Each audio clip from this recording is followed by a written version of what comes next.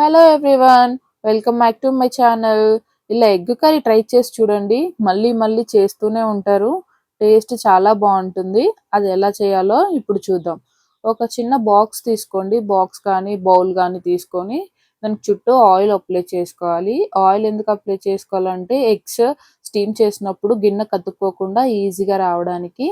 తర్వాత eggs break చేసుకొని వేసుకోవాలి. మేము 5 ఎగ్స్ తీసుకున్నాము. 5 ఎగ్స్ బ్రేక్ చేసుకొని వేసుకున్న తర్వాత దాన్ని బాగా మిక్స్ అయ్యేటట్టు మిక్స్ చేసుకోవాలి. అలా మిక్స్ అయిన తర్వాత దాంట్లో half spoon salt, half spoon కారం, హాఫ్ స్పూన్ ధనియా పౌడర్, హాఫ్ స్పూన్ అల్లం వెల్లుల్లి పేస్ట్ వేసి మిక్స్ చేసుకోవాలి.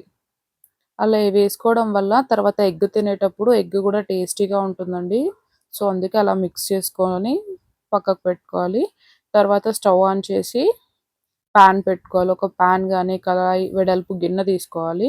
మనం తీసుకున్న గిన్నెకి హాఫ్ వాటర్ వచ్చేటట్టు వాటర్ తీసుకొని అవి వాటర్ బాయిలింగ్ స్టేజ్కి వచ్చినప్పుడు ఆ గిన్నెని దాంట్లో పెట్టాలి. ఎక్కువ వాటర్ తీసుకుంటే అవి బాయిల్ అయిపోయి మళ్ళీ ఆ గిన్నెలోకి వచ్చే ఛాన్స్ ఉంటుంది. సో అందుకే హాఫ్ వచ్చేటట్టే తీసుకోవాలి.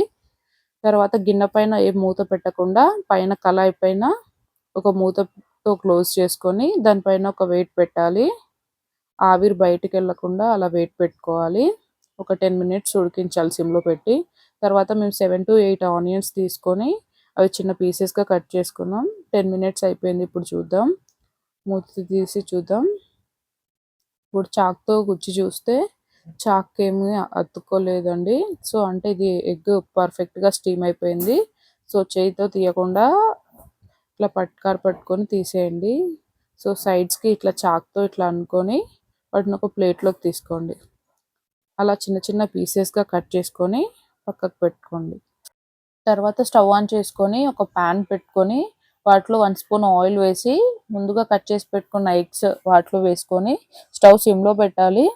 సిమ్లో పెట్టి వాటిని గోల్డెన్ కలర్కి వచ్చే వరకు కలుపుకుంటూ ఫ్రై చేసుకోవాలి. వాటిని ప్యాన్ కతుక్కోకుండా కలుపుకుంటూ ఫ్రై చేసుకొని అవి కొంచెం గోల్డెన్ కలర్ వచ్చిన తర్వాత ఒక ప్లేట్లోకి తీసుకోవాలి. తర్వాత స్టవ్ ఆన్ చేసుకొని స్టవ్ పైన ఒక గిన్నె పెట్టుకొని వాటిలో ఒక 4 స్పూన్స్ ఆయిల్ వేసుకోవాలి. ఆయిల్ కొంచెం హీట్ అయిన తర్వాత కొంచెం జీలకర్ర, కొంచెం ఆవాలు వేసుకోవాలి. తర్వాత వాటిలో కొంచెం కరివేపాకు కొంచెం ఫ్రై అయిన తర్వాత ముందుగా కట్ చేసి పెట్టుకున్న ఆనియన్స్ వేసుకోవాలి.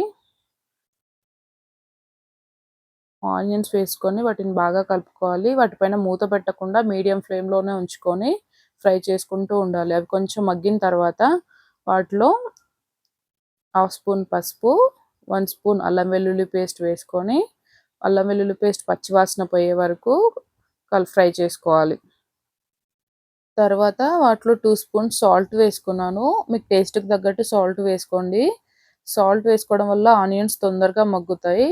అలా మగ్గిన తర్వాత ముందుగా రెడీ చేసి పెట్టుకున్న ఎగ్ పీసెస్ని వేసుకొని మొత్తం కలిసేలాగా కలుపుకోండి.